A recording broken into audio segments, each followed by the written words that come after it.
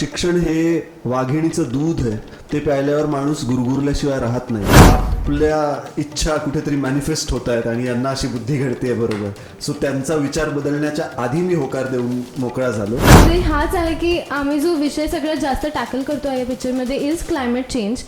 अनिकेतची भूमिका जर मला विचारली नसती आणि आपण कुठला जेंडर बायस ठेवला नसता तर मला कुठली करावी वाटली असती भूमिका, ती म्हणजे ही कल्पनाची भूमिका. सुरू व्हायच्या पहिले मी त्यांना बोलले की हे काही दिवस माझ्याशी नुसतं वराडीमध्येच बोलायचं, कोणीही, म्हणजे घरी पण मी सांगून ठेवलेलं मी काहीतरी कोणीतरी आहे आणि मी काहीतरी याच्या आधी काय केलंय माहितीये का. ही फिलिंग ज्या क्षणी तिथे आली त्या क्षणी तुम्ही अशी कोरी पाटी बनून नव्या गोष्टीला सामोरे जाणं होऊच शकत नाही. कॅमेराला दिसताना असं वाटेल की मी जवळच पडले, तर पडलं माझ्या अगदी इथे आणि मी पण फुल जखम झाली.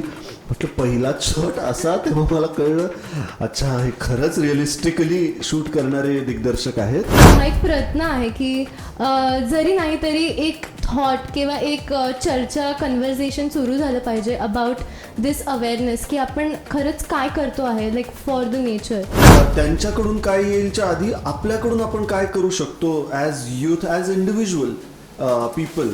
हाच संदेश आम्ही खरं तर ह्या सिनेमामधून पण देण्याचा प्रयत्न केला. फील्स अनरिअल, म्हणजे मला विश्वास नाही होतं की मी माझ्या स्वतःच्या पिक्चरचं पोस्टर एका रिक्षावर लावलं आहे आणि इतकं भरून आलं ना की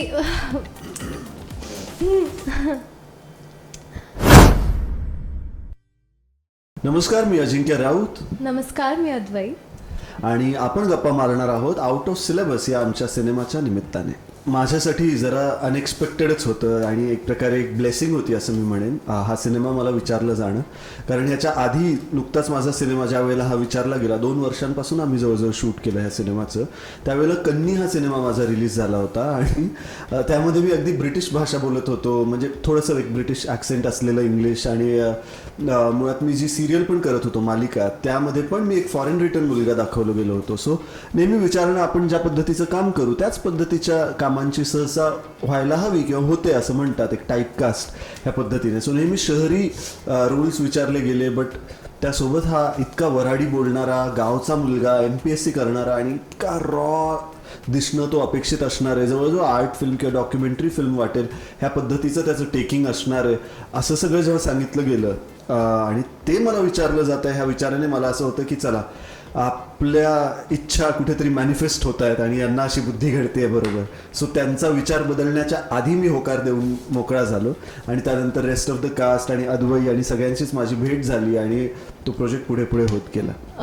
खूपच सुंदर आणि खूपच शिकण्यासारखा असा एक्सपिरियन्स होता.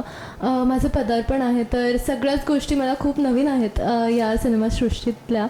तर खूप जास्त मजा पण आली, खूप नर्वसनेस पण होती, पण आय थिंक त्याचंच एक बॅलन्स करून आम्ही हा खूप मेहनतीने चित्रपट बनवला आहे, त्याच्यात काम केलं आहे आणि खूप, जसं अजिंक्य बोलला, खूप ब्लेस्ड फील होत आहे to be a part of a project ज्याने इतकं सुंदर, म्हणजे इतका गंभीर विषय इतक्या छान, म्हणजे गमती जमतीने आम्ही मांडला आहे.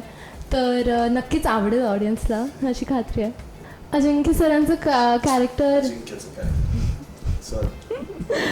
अजिंक्यचं कॅरेक्टर यांचं नाव आहे अनिकेत. आणि अनिकेत कसा मुलगा असतो ज्याची डेप्युटी कलेक्टरची पोस्टिंग आली असते, पण काहीतरी पॉलिटिकल कारणांमुळे किंवा वरच्या कारणांमुळे त्याच्यावरती स्टे येतो. तर जेव्हा तो परत आपल्या गावात येतो तेव्हा त्याचं काय आयुष्य असतं आणि आपल्या MPSC UPSCचे अभ्यास करणारी मुलं खरं तर ते या सिनेमाचे हिरोईन आहेत असं, म्हणजे काल आम्ही खूप साऱ्या मुलांना भेटलो आणि खूप छान, खूप पर्सनली आम्ही बघितलं त्यांचा अभ्यास वगैरे. तर तसंच काही पात्र आहे अनिकेतचं आणि एक धाडस असलेला आणि असं काही पात्र आहे जो खूप कनेक्टेड आहे नेचरशी आणि स्वतःच्या इंट्युइशनशी, की त्याला आतमधून अशी एक आवाज असते की काय, म्हणजे आपल्या सगळ्यातच असते तो, पण तो खूप जास्त कनेक्टेड असतो नेचरशी आणि त्यांच्या आजूबाजू गावातलं जे जंगल असतं त्याच्याशी. तर खूप इंटरेस्टिंग असं कॅरेक्टर आहे. अद्वै जे कॅरेक्टर परफॉर्म करते, जी भूमिका अद्वै करते, त्या भूमिकेचं नाव आहे कल्पना. मला असं वाटतं अनिकेतची भूमिका जर मला विचारली नसती आणि आपण कुठला जेंडर बायस ठेवला नसता तर मला कुठली करावी वाटली असती भूमिका, ती म्हणजे ही कल्पनाची भूमिका. कारण ज्यानुसार आता अनिकेतचा तरी एक सर्टन ठराविक त्याचा एक शेड आहे, त्याचं एक ठराविक मत आहे, पण कल्पनाच्या भूमिकेला असा एक वेगळा ग्राफ आहे. तिची लिटरली एका मुलीपासून एक स्ट्रॉंग व्यक्तिमत्वाकडे जाणारी एक जर्नी दिसते, जी खूप त्याच्यामध्ये अजून परफॉर्म करण्याचा स्कोप आहे आणि तो कायमच वाटतो, म्हणजे आपण जे परफॉर्म केलं आहे त्याच्या कम्पॅरिझनमध्ये. तर मला ती आधी अत्यंत काय म्हणतात टवाळ पद्धतीने किंवा कॅज्युअली घेऊन अशी ती जस्ट येते शिकायला, MPSCची तयारी करू असं आणि टाइमपास म्हणून करायचं, आता बाबांनी सांगितलंय म्हणून करायचं ह्या विचाराने ती येते. पण ज्या ज्या वेळेला ती हळूहळू तिची जी ग्रोथ होते अनिकेतच्या सान्निध्यात असो, संविधान वाचून असो, आपले हक्क कर्तव्य ह्याबद्दलच्या गोष्टी वाचून तिला ती जी फिलिंग यायला लागते, अरे आपण काही करतच नाही आहोत किंवा आपण जे करायला हवं आणि आता जेव्हा स्टँड घेण्याची वेळ येते तेव्हा माघार घेऊन कसं चालेल. आणि मग ती जो विचार करते, म्हणजे काय म्हणतात ना की शिक्षण हे वाघिणीचं दूध आहे, ते प्यायल्यावर माणूस गुरगुरल्याशिवाय राहत नाही, तशी काहीतरी अवस्था मला कल्पनाची वाटते. आणि मग ती एकटीच त्या शिक्षणाच्या किंवा त्या माहितीच्या आधारे इतकी हेडस्ट्रॉंग बनते आणि ती स्वतः एकटी भिडायला तयार होते आणि ते पाहून मग बाकीचेही अजून इन्स्पायर होतात. सो असं एक छान एक ग्राफ असलेली ही भूमिका आहे. सो तर येस, तुम्हाला पाहायला मजा येईल. मी बऱ्याचशा इंटरव्ह्यूजमध्ये प्रत्येक काय म्हणतात आर्टिस्टला बोलताना हे ऐकलंय की ही भूमिका वेगळी होती, काहीतरी वेगळं करावं, वेगळी भूमिका यावी ह्या विचाराने मी वाट बघत होतो आणि ही भूमिका माझ्या वाट्याला आली. पण मी माझ्या केसमध्ये तर मला जेन्युअनली असं वाटतं की खरंच प्रत्येक पात्र, म्हणजे एकीकडे छत्रपती शिवाजी महाराजांची भूमिका करता आली, तर एकीकडे कन्नीमध्ये तो निहाल हुडा साकारता आला, जो अगदी फॉरेनला आहे, लहानाचा मोठा झाला आणि मी आहे मूळचा परभणीचा. सो नेहमी विचारले गेले शहरी कॅरेक्टर्स किंवा मायथॉलॉजिकल भूमिका विठू माऊलींची माझी पहिलीच भूमिका होती. सो तो एक प्रकारे काय म्हणतात, एक प्रकारे त्याचा एक आनंद घेता यायला लागलाय किंवा त्या चॅलेंजमध्ये तो प्रयत्न फसला जरी तरी हरकत नाही, पण असं काहीतरी असावं जे थोडंसं धाडसी असावं, जे थोडं कम्फर्ट झोनच्या बाहेर आपल्याला फेकणारं कॅरेक्टर असावा, असा विचार आता माझा प्रत्येक भूमिकेच्या बाबतीत झाला आहे आणि सुदैवाने तशा मिळत आहे. आउट ऑफ सिलेबसच्या वेळेला जेव्हा ॲक्च्युली मी ती भाषा बोलायला सुरुवात केली वऱ्हाडी, तेव्हा मला असं वाटलं की बापरे, मी आता जरा जास्तच उगाच धाडसी होतोय आणि माझ्याच्यानी हे काही जमणार नाही आहे कदाचित. कारण त्या पर्टिक्युलर प्रदेशातल्या व्यक्तींना जर असं वाटलं की चल आम्ही असे बोलतच नाही, याला काय म्हणून वाटलं की ही भाषा अशी आहे, हा कन्व्हिन्सिंगली करतोय, असं काही वाटायला नको हा विचार होता. पण आत्ता मी जेव्हा ॲक्च्युली विदर्भामध्ये आणि जे वऱ्हाडी बोलतात तिकडे मी काही प्रमोशन्सच्या निमित्ताने वगैरे पण गेलो, तेव्हा चर्चा करताना त्यांना जेव्हा ट्रेलर ऐकवला तेव्हा आणि मला काही आपल्या ह्या संपादकांकडून पण आणि रिपोर्टर्सकडून पण असं एक कौतुक मिळालं की ॲक्च्युली वाटतंय आणि कन्व्हिन्सिंग वाटतंय. सो तर मग मला असं वाटतं की हा एक्सपेरिमेंट सुरू राहायला पाहिजे आणि माझ्यासाठी हा प्रयत्न, अर्थात टीमचा खूपच सहकार्य झालं, कारण खूप सारे आमचे सहकलाकार आणि टेक्निशियन्स पण विदर्भातले होते. सो त्यांच्याकडून एक वातावरण निर्मिती होत होती आणि मी जस्ट त्याच्यामध्ये झोकून देऊन प्रयत्न करत होतो आणि तो प्रयत्न आता लोकांसमोर, सगळ्यांसमोर, प्रेक्षकांसमोर येतोय. आता बघूया त्यांना तो किती पटतोय प्रयत्न. तर जे रायटर आहेत आमच्या फिल्मचे, अनिकेत कोरडे आहे त्यांचं नाव, ते माझ्या गावाचे आहेत, अकोलाचे. तर ही स्टोरी ॲक्च्युली अकोलाच्या दोन भावंड घेऊन आले त्यांनी. खूप म्हणजे त्यांची इतकी मेहनत आहे आणि जितकं म्हणावं तितकं कमी, कारण त्यांच्या स्वप्नांमुळे आणि त्यांच्या मेहनतीमुळे मला ब्रेक मिळाला आहे. तर खरंच थँक्यू सो मच अनिकेत दादाला आणि अभिजित दादाला. तर आणि त्यांचाच खूप मोठा म्हणजे भाग आहे मी या फिल्मचं पार्ट असणं आणि जो विश्वास माझ्यावरती बाबांनी टाकला आहे की म्हणजे मी एवढी मोठी गोष्ट मी पार पाडू शकेन, जो विश्वास माझ्यावरती टाकला आहे त्याच्यासाठी पण खूप खूप ग्रेटफुल फील होतं आहे. आणि त्यांची खूप मदत झाली कारण ते तिथलेच होते आणि आमचं बॉन्डिंग इतकं छान झालं की असं बोलता बोलता मी त्यांना बोलले की पुढचे काही दिवस म्हणजे पिक्चर शूटिंग सुरू व्हायच्या पहिले मी त्यांना बोलले की हे काही दिवस माझ्याशी नुसतं वऱ्हाडीमध्येच बोलायचं, कोणीही म्हणजे घरी पण मी सांगून ठेवलेलं की माझ्याशी फक्त वऱ्हाडीमध्ये बोलायचं आणि अशीच काही तयारी होती माझी. मला असं वाटतं की आपल्या परीने आपण काय करू शकतो ह्याचा विचार प्रत्येकाचा जर असला ना की आपल्याला आपलं बेस्ट द्यायचं आहे, आपल्याला कॉन्ट्रीब्यूट करायचं आहे, समहाव सुदैवाने सेटवर प्रत्येक जणाचा तोच एक आविर्भाव होता. निर्मात्यांपासून, दिग्दर्शकांपासून, रायटरपासून ते सहकलाकार सगळे.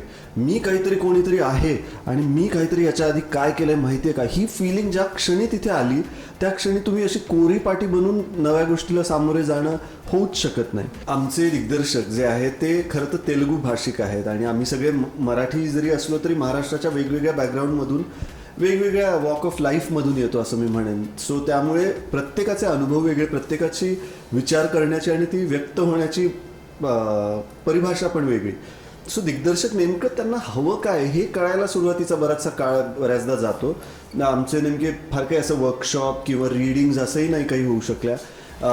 त्यावेळेला मी मालिका करत होतो, माझा एक सिनेमा रिलीज झालेला होता. 2 वर्ष आम्ही जवळजवळ ह्याच्यावर काम केलं आहे. पण माझ्या रायटरकडून मला खूप सपोर्ट मिळाला ही भाषा शिकण्याच्या बाबतीत किंवा त्या त्या वेळेला बोलण्याच्या बाबतीत. मी लिटरली त्याच्याकडून एक एक वाक्य बोलून घ्यायचो आणि त्या त्या वेळेला ते ऐकायचो त्या सीनच्या वेळेला की हे तुम्हाला बोलून दाखव. कधी कधी व्हॉइस नोट पाठवायला सांगायचो की अजून नॅचरल आपल्या भाषेत कसं करता येईल ह्यासाठी. सो अनिकेत कोरडे त्यांचं नाव आहे, त्याच्याकडून मला खूप मदत मिळाली. So yes, it was all give and take मला असं वाटतं. आणि जेव्हा इंटेंट आपला जर करेक्ट असतो ना तर प्रेप आपलं थोडंसं 19-20 जरी असलं तरी एकमेकांना मदत करून त्याचा रिझल्ट आउटकम चांगला येऊ शकतो. सो इथे इंटेंट सगळ्यांचा खूपच प्युअर होता. माझं खूप कमाल होतं. मी इंजिनिअरिंगचा विद्यार्थी होतो आणि शाळा पण खूप कमाल होती. ज्युनियर कॉलेज पण छान होतं परभणीला. आणि पुण्याला इंजिनिअरिंगसाठी मी पहिल्यांदा जेव्हा आलो तेव्हा जे जे मला वेगवेगळे मित्र मिळाले त्यावेळेला माझ्यासोबत आउट ऑफ महाराष्ट्राची मुलं जास्त होती. पण जी मराठी मुलं होती त्या वेळेला मला त्यांच्यासारखं मराठी बोलता नाही यायचं, मी परभणीचं असल्यामुळे. तर आणि मग हे नेमके माझे खूपच चांगले जवळचे मित्र मैत्रिणी बनले कारण एकाच प्रोजेक्टमध्ये आम्हाला एकत्र ठेवलं गेलं होतं. सो त्यामुळे एक जण छत्तीसगडचा होता, एक जण गोरखपूरचा होता, एक जण राजस्थानचा होता, माउंट आबूचा, एक जण गुजरातचा होता आणि आम्ही दोघे महाराष्ट्राचे होतो, महाराष्ट्रातल्या वेगवेगळ्या ठिकाणचे. सो तर मग प्रत्येकाचं असं एक वेगळं म्हणजे खाण्याच्या डिशेसपासून एक्सप्लोअर करणं असो किंवा वेगवेगळी मतं, वेगवेगळं बॅकग्राऊंड, त्याच्याने असं एका पर्टिक्युलर गोष्टीला धरून तीच माझी ग्रेटेस्ट गोष्ट हा विचार नव्हता. प्रत्येकजण आपलं आपलं काहीतरी मनापासून सांगायला, अरे हे ट्राय कर, अरे हे खाऊन बघ, असं सगळं. सो त्याची एक वेगळी मजा होती तो. आणि मग तोही एक विचार तिथूनही माझा असा होता की अरे एकाच आपण देशातले असून किती गोष्टी आहेत, आपलं बॅकग्राऊंड, आपली परंपरा किती कमाल आहे. आणि त्यांनाही अर्थात मराठी वेगवेगळ्या डिशेस, मराठी म्हणी त्यांच्याकडून बोलून घेणं, ह्या सगळ्याची खूप मजा यायची. सो माझ्यासाठी तर मी पुरेपूर एन्जॉय केला आहे माझा कॉलेज लाईफ. माझी कॉलेज लाईफ सध्या चालू आहे. मी 3rd year of fashion designing bachelors of design करते आहे. आणि काय सांगू, म्हणजे इतकं छान एन्व्हायरमेंट असतं कॉलेजचं. कारण आता जेन झी आहे सगळ्यात पहिली गोष्ट. आणि जी एनर्जी असते काही शिकण्याची किंवा काहीतरी वेगळं करण्याची, ती आमच्यात आहे. आणि कोणीच कोणाला खाली नाही खेचत यार. जितकं जास्त सपोर्ट करू शकतो कलेला, म्हणजे आम्ही कलेला खूप पुढाकार देतो. तर मग डिझाईन कॉलेजमध्ये असल्यामुळे सगळ्यांचे वेगळे वेगळे निश आहेत, वेगळे वेगळे टॅलेंट आहे. तर सोबत येऊन कसं काहीतरी सुंदर आम्ही बनवू शकतो याच्यावरती सगळे काम करतात इन कॉलेज. आणि it's just a beautiful environment to be in, because एवढं शिकायला मिळतं सगळ्यांकडून. तर खूप छान चाललं आहे. आणि ते पण करायचं आहे, अभिनय पण करायचा आहे, सगळ्याच गोष्टी करायच्या आहेत. तर छान मजा येते. माझा पहिलाच सीन ज्या वेळेला शूट होत होता त्यावेळेला मी असा त्या छोट्याशा लुनावरून येतोय, पूर्ण एंट्री शॉटच म्हणता येईल त्याला एका अर्थी. आणि दुधाच्या कॅन लावल्या आहेत मागे आणि मी असा येतो तर मला म्हणजे बस वासे आई आहे. त्याच्यानंतर जेव्हा तो ॲक्च्युअल सीन सुरू झाला त्यांनी त्या 1-2 बसेस पास केल्या, त्याचा पूर्ण धुरळा उडाला आहे आणि राप करून एक मोठंच्या मोठं झाड बाजूला पडतं. आणि मला असं वाटलं तर कॅमेरा इथे, मी इथे आहे, तर झाड असं इकडे पडेल दूर, पण कॅमेराला दिसताना असं वाटेल की मी जवळच पडले. तो पडलं माझ्या अगदी इथे आणि मी पण फुल पडलो, फुल जखम झाली. म्हटलं पहिला शॉट असा. तेव्हा मला कळलं अच्छा हे खरंच रिअलिस्टिकली शूट करणारे दिग्दर्शक आहेत आणि you have to brace yourself. आणि मी मग फुल झोकून देऊन अजून मजा घेऊन काम करायला सुरुवात केली. किंवा ज्यानुसार राप मारलंय मला फाईट सिक्वेन्समध्ये आमच्या सहकलाकारांनी, हा. सो आता मला कळलं, बरेचसे कलाकार म्हणतात की नाही हात कोणी नाही लावणार, मारणार कोणी नाही ह्यानुसार, पण हो, आणि खऱ्या अर्थाने ब्लड स्वेट टिअर्स जे द्यायचे असतात प्रोजेक्टसाठी ते खऱ्या अर्थाने शब्दशः दिलेत. आणि पावसा पाण्यामधले काही सिक्वेन्स होते, धावपळीचे काही सिक्वेन्स होते, आणि ॲक्च्युअल जंगलांमधून पळतोयत, माळरानावरून पळतोयत, असे सगळे सिक्वेन्स होते. आणि पायाने कधी दगडं टोचतायत, कधी फुल पावसात चिंब भिजलोय, तर ओव्हरऑल अख्खी रात्र पहाट होताना समोर पाहिली आहे, असं सगळंही झालं आहे. पण आता तो एक होलसम एक्सपिरियन्स जो आला आहे, आणि एक सिक्वेन्स असा राऊंड ट्रॉली शॉटचा याच्यामध्ये आहे, जे तुम्ही साधी गंजी घालून आहे, फुल पळत पळत आलो आणि पडतो, आणि त्याच्यानंतर जे जे काही घडतं, तर तो सगळा एक्सपिरियन्स आय थिंक मी स्वतःच्या आतले काही अशा गोष्टी अनुभवल्या की ज्या एक्झिस्ट करतात इमोशनली, हेच मला माहिती नव्हतं. की माझा आवाज इतक्या जोरात ओरडून मी कधी काय बोलू शकतो का, अशा पद्धतीने कधी एक्सप्रेस करू शकतो का, हे मी कधी अनुभवलं नव्हतं. मला थिएटरचंही बॅकग्राऊंड नसल्यामुळे, आणि मुळात मी इंट्रोवर्टेड वगैरे मुलगा आहे म्हणून खूप भांडणं, खूप आरडाओरड असं मी कधी केलेलं सगळे मला स्वतःबद्दलच एक ओपनिंग अप वाले प्रसंग वाटले, आणि मला त्यातून खूप काही शिकता आलंय. एकच नंबर गाणी झाली आहेत असं सांगेन, आणि सगळ्यांनी आवर्जून पहिली गोष्ट तर जाऊन गाणी ऐका, खूप सुंदर गाणी झाली आहेत. मोहित कुलकर्णी यांचं म्युझिक डिरेक्शन आहे, आणि आमचे जे दिग्दर्शक आहेत त्यांना पण म्युझिकची इतकं नॉलेज आहे, आणि ज्या प्रकारे त्यांनी सगळ्यांनी मिळून, जसं मी बोलली की मिळून मिसळून सगळ्यांनी काम केलं आहे, आणि it has come out so beautiful. आणि सगळे लोक म्हणजे MPSC वाल्यांची लव्ह स्टोरी नसते, हे जे रॅप सॉन्ग आहे ते तर म्हणजे इतकं आवडतं आहे लोकांना, तर सगळ्यांचा प्रतिसाद बघून खूप छान वाटतं. एक खूप मोठा रिझन हा प्रोजेक्ट बनला आहे ते हाच आहे की आम्ही जो विषय सगळ्यात जास्त टॅकल करतो आहे या पिक्चरमध्ये इज क्लायमेट चेंज. आणि क्लायमेट चेंज हे आपल्या सगळ्यांना अफेक्ट करते. जसं तुम्ही बोललात की जून आत्ता संपला आणि आत्ता कुठे पाऊस येतो आहे, तर जो 1 महिन्याचा डिफरन्स आहे तो आपल्याला आता जरी म्हणजे वाटतो आहे खूप, पण if you look in a bigger scale तो डिफरन्स खूप जास्त ड्रास्टिक आहे, आणि इट इज नॉट नॉर्मल. तर आपण सगळे आहोत आपल्या आपल्या आयुष्यामध्ये जगतोय, अच्छा ठीक आहे बाबा पाऊस पडला आहे फायनली, बट त्याचं किती कॉन्सिक्वेन्सेस होत आहेत इन द बॅकग्राऊंड हे आपल्याला खरंच कळायला पाहिजे. आता इट्स हाय टाईम की आपण या सगळ्या गोष्टींवरती चर्चा तरी सुरू झाली पाहिजे. तर इतकाच म्हणजे या पिक्चरचा आणि संपूर्ण टीमचा हा एक प्रयत्न आहे की जरी नाही तरी एक थॉट किंवा एक चर्चा कन्व्हर्सेशन सुरू झालं पाहिजे अबाउट दिस अवेअरनेस की आपण खरंच काय करतो आहे लाईक फॉर द नेचर. मला असं वाटतं सगळ्यात सोपी गोष्ट आहे ना दुसऱ्यांना ब्लेम करणं. जसं आपण सरकारला असो सिस्टमला असो, प्रत्येक कुठलंही सरकार जरी आलं तरी त्यांच्या काही चांगल्या बाजू असणार काही वाईट बाजू असणार. कुठलंही सिस्टम झालं त्याच्याही चांगल्या बाजू असणार वाईट बाजू असणार. अर्थात त्यावर चर्चा झालीच पाहिजे, पण त्यांच्याकडून काय येईलच्या आधी आपल्याकडून आपण काय करू शकतो as youth as individual people, हाच संदेश आम्ही खरं तर ह्या सिनेमामधून पण देण्याचा प्रयत्न केला आहे की ते लोक बसून नाहीत राहत यूथ, ते काहीतरी करतायत, त्यासाठीची काहीतरी धडपड करतायत. सो हा एक विचार मला खूप योग्य वाटतो की सध्या आय थिंक घेतलेलं बेस्ट पॉसिबल डिसिजन मला हे वाटतं की नद्या क्लीन करणं. हे आय थिंक पाणी म्हणजे पाणी हे जीवन आहे वगैरे हे सगळं आपण ऐकत आलो आहेत, पण ते खरंच आहे. तेच जर काय कंटॅमिनेटेड वॉटर असेल आणि सगळेच आपले समुद्राचं असो नदीचं असो झऱ्या ओढ्या नाल्यांचं असो तो क्लेनलीनेस आणि तो अजून आपण खराब नाही करत आहोत ना ह्याचा एक प्रयत्न. बाकी नो डाऊट आपण एका अशा सिस्टमचा भाग आहोत जिथे आपण AC फ्लोअरमध्ये बसून आत्ता असं सगळं बोलतो आहोत. आपण कार्समधून फिरतोय वेगवेगळ्या वाहनांमधून, एका एका घरांमध्ये 2-2, 3-3, 4-4 वाहनं आहेत. पण आपला बिट आपण किती छोट्या छोट्या गोष्टींमधून काय करू शकतो की प्रत्येकाच्या नावचं एक झाड जर असेल, एक नवं झाड जर प्रत्येकाने इंडिव्हिज्युअल म्हणून लावलं तर लिटरली 100 करोड झाडं नवे तयार होतील. आणि प्रत्येकाने फक्त 100 करोड झाडांची हे जबाबदारी नाही घ्यायची, प्रत्येकाने त्या एका झाडाची जबाबदारी घ्यायची आहे. आणि अशा प्रकारे बघता बघता त्यालाच आपलं भावंड आणि असं जर मानलं तर त्याला ते जगवण्याची जबाबदारी घेणार. जी गोष्ट आम्ही करतोय आता, तर आम्ही बऱ्याचशा सिटीजमध्ये जाऊन बरीचशी झाडं लावून आलो आहेत आणि काय फिलिंग होती मातीशी जोडलं जाणं. सो मला असं वाटतं, आणि शिवाय आउट ऑफ सिलेबस हा सिनेमा जसा बनला आहे आणि ज्या पद्धतीचे हे सिनेमे आहेत, अशा काही विषयांवर ज्याबद्दल चर्चा झाली पाहिजे. सो असे असे असे प्रोजेक्ट, असे वेगवेगळ्या माध्यमांमधून अशा चर्चाही घडल्या पाहिजेत, जेणेकरून ॲटलिस्ट सजग पद्धतीने आपण रोजचा दिवस काही ना काही वेगळ्या पद्धतीने घालवण्याचा प्रयत्न करू. सो तो प्रयत्न झाला पाहिजे, ती चर्चा नक्की झाली पाहिजे आणि अर्थात ती कृती पण व्हायला हवी. मला असं वाटतं, म्हणजे काय स्वप्नवतच ज्या वेळेला मी ज्युनियर कॉलेजला असताना आय थिंक तो प्रसंग पाहिलेला, जिथे आमिर खान जी स्वतः पहिल्याच सिनेमाचे असे पोस्टर्स लावतायत रिक्षा थांबवून वगैरे, मला हे असं अशा पद्धतीने लावू द्या. आता तो काही म्हणजे तो पब्लिसिटी स्टंट असू दे, ते लोकांच्या नजरा एकत्र करण्यासाठी असू देत, का तेव्हाचा तो थॉट असू दे, पण तो एक थॉट, तो एक प्रामाणिक प्रयत्न रस्त्यावर उतरून आपल्या सिनेमाचं किंवा आपण केलेल्या कामाचं एक प्रकारे प्रदर्शन करणं किंवा प्रमोशन करणं.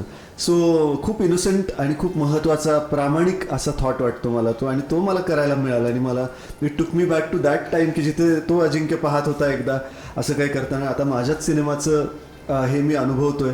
आय थिंक ही फिलिंग खूप सुंदर आहे, आणि असे प्रसंग आम्हाला परत परत करता यावे, अनुभवता यावे. पण तो काळ खरंच वेगळा होता. म्हणजे मी असं ऐकलंय, माहेरची साडी नावाचा सिनेमा ज्या वेळेला आला होता, आणि त्यावेळेला सिनेमागृहांमध्ये तुडुंब गर्दी होती, पण सुरुवातीच्या काळामध्ये तसं काहीच म्हणजे त्याला तसा चांगला रिस्पॉन्स पटकन मिळत नव्हता, असं मला त्याच सिनेमाचे जे कॅमेरा पर्सन होते त्यांनी मला हा प्रसंग सांगितला. मी आय होप मी ते नाव योग्य घेतोय, माहेरची साडी ह्याच सिनेमाबद्दल ते असेल. त्यावेळेला त्याचं प्रमोशन करण्याच्या वेळेला त्यांनी काही दिव्यांग, म्हणजे ज्यांना दिसू शकत नाही असे व्यक्ती तो सिनेमा पाहायला बोलवले, आणि ते सिनेमा स्क्रीन दिसत नसतानाही तो सगळा अनुभव घेऊन टाळ्या वाजवत होते, जल्लोष करत होते, वाईट वाटून घेत होते, म्हणजे त्या गैवरून येत होतं त्यांना. हे फोटोज त्यांनी तेव्हा प्रसारित केले होते, आणि ज्याची खूप मोठी न्यूज झाली होती. सो काय थॉट आहे प्रमोशनचा. सो सॉरी, सिनेमाबद्दल बोलताना मी नेहमी अशा इतक्या आवेशात येतो, कारण माझा फेवरेट सब्जेक्ट आहे. आणि नेहमी म्हणजे काल पण आमचे डोळे भरून येत होते ह्या विचाराने की आपण हे सगळं अनुभवतोय. प्रत्येक प्रोजेक्ट सोबत आपण कुठेतरी ग्रो होतो आहोत, कलाकार म्हणून, माणूस म्हणून. ही फिलिंगच खूप स्पेशल आहे, आणि माझ्यासाठी हा प्रसंगही खूप स्पेशल होता.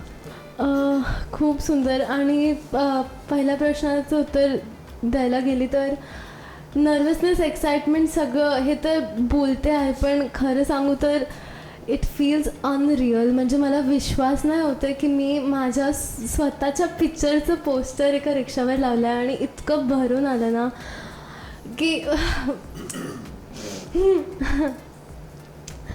आय डोंट नो मी कसं सांगू. म्हणजे खूप जास्त ब्लेस्ड आहे मी, आणि खूप जास्त ग्रेटफुल फील होत आहे. बाबांना संपूर्ण टीमनी इतकी जास्त मेहनत घेतली आहे. हा पिक्चर कम्प्लिशन इतकं इम्पॉर्टंट असतं, आणि ते कम्प्लीट करून आता पिक्चर फायनली येतो आहे, आणि खूप साऱ्या भावना आहेत मनात. पण सगळ्यात मोठी की विश्वास नाही होत आहे मला की हे घडतं आहे माझ्यासोबत. तर खूप स्पेशल आहे, आणि मी खूप जपून ठेवीन हे सगळ्या मेमरीज आणि एक्सपिरियन्सेस जे आहे. इथून माझी जर्नी जी स्टार्ट होत आहे. खूप मजा आली. आणि आम्ही ना ट्रॅडिशनल प्रमोशन्स तर करतच आहोत, इंटरव्ह्यूज, रेडिओज, पण आम्हाला असं एक विचार आला की ज्यांच्या आयुष्यावरती आधारित आहे हा पिक्चर, त्यांना आपण ग्राउंड वर्क जाऊन भेटायला पाहिजे. तर आम्ही एक दिवसाचा पूर्ण शेड्यूल लावला की आम्ही फक्त MPSCच्या क्लासेसमध्ये जाऊन MPSCच्या मुलांना भेटलो. तर आम्ही जवळपास 1000 मुलांना कालच आम्ही पुण्यात होतो, आणि 1000 मुलांना आम्ही भेटलो. आणि काय त्यांची एनर्जी आणि उत्साह, म्हणजे खूपच छान. आणि बाजूने अशी बस जाते, त्याच्यावरती आमचे पोस्टर आहेत, असं कुठेतरी रॅन्डमली होर्डिंग दिसत आहे. आणि द रिक्षा इन्सिडेंट ऑफकोर्स इतकं ओव्हरवेल्मिंग झालं आहे. आता उद्यावर आला आहे प्रेमियर, आणि मला खरंच विश्वास नाही होता की मी उद्या तिकडे बसून माझी पहिली फिल्म बघणार आहे.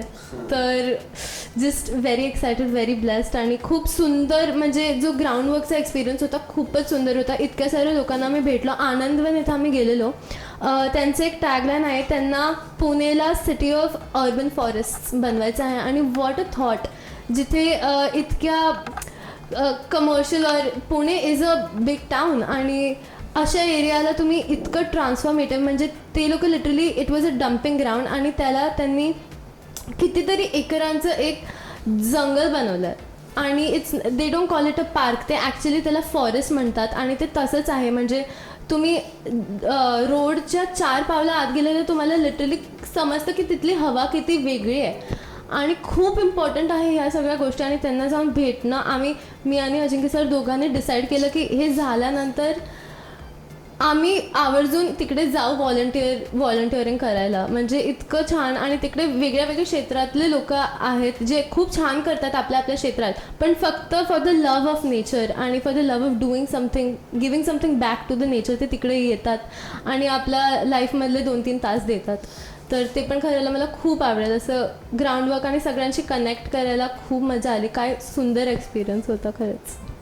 खूप आठवणी आहेत खरंच, कारण इतक्या रॉ पद्धतीने, इतक्या लिबरेटिंग एन्व्हायरमेंटमध्ये आणि खऱ्या अर्थाने त्या निसर्गाशी एकसंध होऊन काम करणं माझ्यासाठी एक पर्वणीच होती.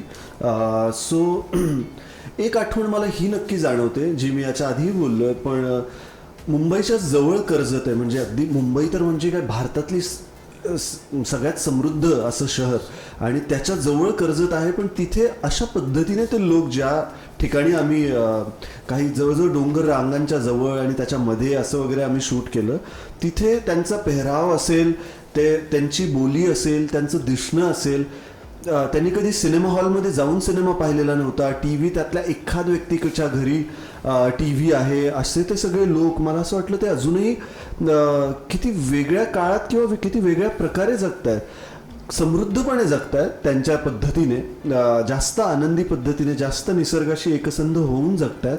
पण मला खूपच तफावत जाणवली इथे. असं नाही की मी तशा पद्धतीने राहणारे वावरणारे व्यक्ती बघितले नाहीत, मी स्वतः परभणीचा आहे, त्याच्या जवळपासच्या तालुका खेड्यांमध्ये मी कायम गेलो आहे, पण मुंबईच्या इतक्या जवळ असताना इतकी तफावत तिथल्या रस्त्यांच्या बाबतीत असो किंवा अजून कुठल्या बाबतीत असो, बऱ्याचशा गोष्टी अजून पोचल्या नाही आहेत त्यांच्याकडे.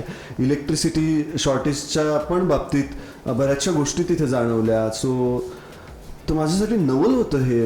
त्यानंतर आम्ही अर्थात जव्हार, वज्रेश्वरी, काही फिल्म सिटी, पनवेल ह्या सगळ्या ठिकाणांवर पण शूट केलं. सो ह्या प्रत्येक ठिकाणी किती वेगवेगळ्या पद्धतीचे लोक, वेगवेगळ्या पद्धतीची बोली किंवा रेहनसहन किंवा खानपान पण वेगळं वाटलं. सो माझ्यासाठी हा अनुभव छानच होता की प्रत्येक ठिकाणी किती वेगळं काही शिकायला मिळू शकतं. So it was quite enriching. माझ्यासाठी म्हणजे सगळंच नवीन असल्यामुळे मी इतक्या साऱ्या लोकांना भेटते. तर जसं अजिंक्यबद्दल बोलायला गेलं तर the kind of life that he has lived आणि the kind of life that I have lived is very different. म्हणजे खूप वेगळ्या बॅकग्राऊंडचे आहे आणि तरीही जेव्हा तुम्ही एका व्यक्तीशी कनेक्ट करता on a deeper level, despite की तुम्ही कुठून आले आहात, तुम्हाला कळतं की त्यांचा एक्सपिरियन्स जे ते जगले आहेत आणि तुमचा एक्सपिरियन्स जे तुम्ही जगले आहात त्याच्या थ्रू पण तुम्ही इतकं डीप लेवलवरती कनेक्ट करू शकता. आमची को ॲक्ट्रेस आहे सानिका मॅम, अत्यंत गोड मुलगी आणि इतकी साधी, इतकी छान, इतकी गोड आणि ती साताऱ्याची आहे. आणि जसं म्हणजे माझं कॅरेक्टर आहे असं that is the kind of life that she has actually lived. तर मग तिच्याबरोबर काम करताना आम्ही सेटवरती like we use to be on the same room. तर तिचे जे लाईफ स्टोरीज आहेत ते माझ्या लाईफ स्टोरीजपेक्षा इतके डिफरंट आहेत, पण तरी आमची बॉन्डिंग इतकी सुंदर झाली आहे. तर हे खूप शिकायला मिळलं की तुम्ही कुठूनही या, तुम्ही कोणत्याही व्यक्तीशी जेव्हा भेटचाल तेव्हा तुम्हाला एक वेगळा पर्स्पेक्टिव्ह मिळेल आयुष्यावरती किंवा एक्सपिरियन्सवरती किंवा एक्झिस्टन्सवरती. तर लोकांशी भेटणं आणि बोलणं आणि असं कळतं यार की सगळे पहिल्यांदाच जगतात. तर इतकी सुंदर भावना आहे ती एक दुसऱ्याला समजून घेण्याची की जरीही तुझे ओपिनियन्स इतके वेगळे आहे तरी it comes from your experience असं. तर खूप फुलफिलिंग आणि लिबरेटिंग असा एक्सपिरियन्स होता सगळ्यांबरोबर काम करण्याचा आणि खूप शिकायला मिळलं.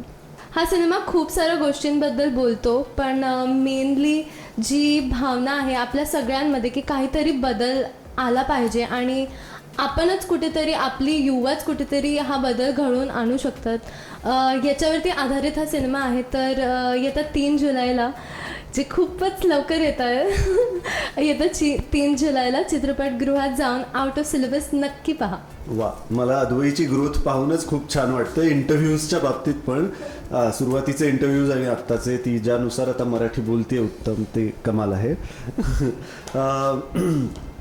प्रेक्षकांना मी हेच सांगेन की खूप मनापासून 2 वर्षांचा कालावधी घेऊन आम्ही हा सिनेमा बनवला आहे आणि एक प्रकारे धाडसच केलं एक वेगळा विषय घेऊन सगळ्यांसमोर येण्याचं. तर बस या धाडसाला एक शाबासकीच्या रूपामध्ये तुम्ही प्रेक्षकांनी सिनेमागृहांमध्ये येऊन हा सिनेमा पाहावा 3 जुलैपासून पुढे तुमच्या जवळच्या चित्रपटगृहांमध्ये. धन्यवाद.